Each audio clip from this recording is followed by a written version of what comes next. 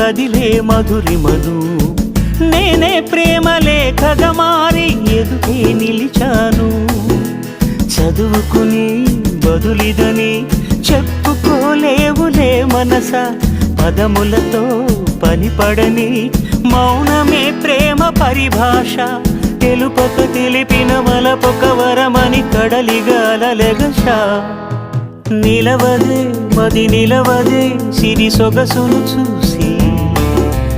ఉలకదే మరి పలకదే తొలి వలపున తడిసి